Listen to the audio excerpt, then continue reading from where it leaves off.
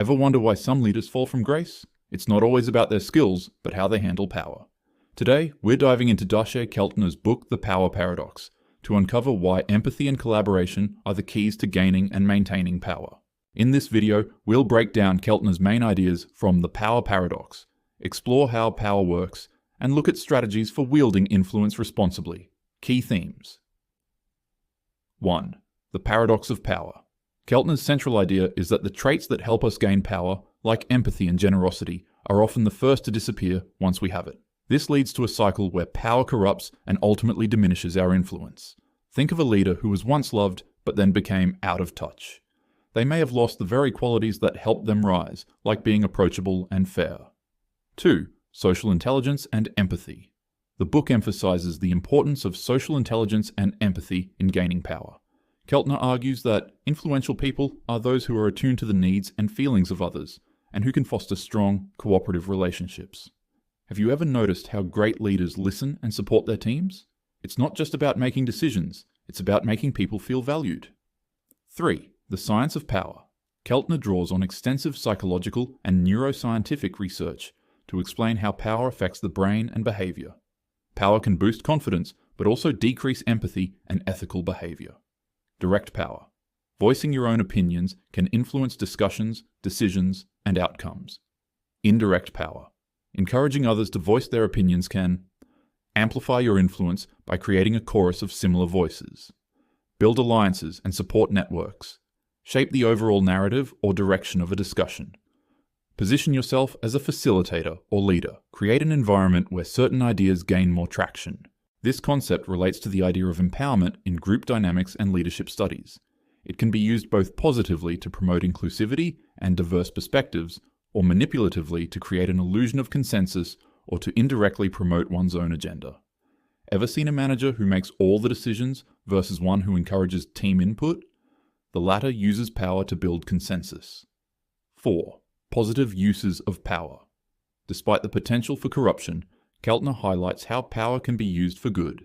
He provides examples of leaders who use their influence to create positive change, promote fairness, and improve the well-being of others. Think of someone like Malala Yousafzai, who used her platform to advocate for girls' education. That's a positive use of power. 5. Strategies for maintaining ethical power. To keep power, Keltner suggests practices such as gratitude, humility, and mindfulness. Power is sustained by continuing to act in ways that others perceive as trustworthy and helpful. The key to maintaining power is understanding it as a responsibility granted by others based on trustworthiness and helpfulness. Power should never be taken for granted. It requires continuous effort to remain deserving through caring, generosity, and gratitude towards others. To keep your influence, remember to stay grateful and humble, like a leader who thanks their team for hard work and listens to feedback. 6. Cultural and societal implications.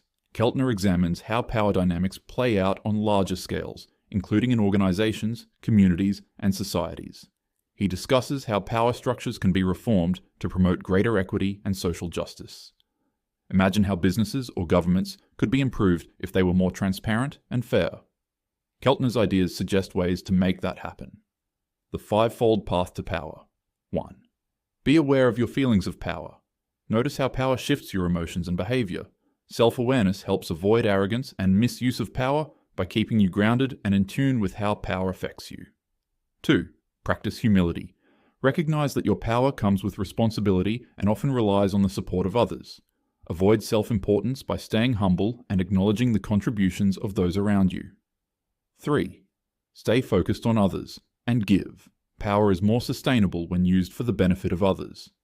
Focus on empowering and uplifting those around you, ensuring that your influence fosters positive outcomes for the community.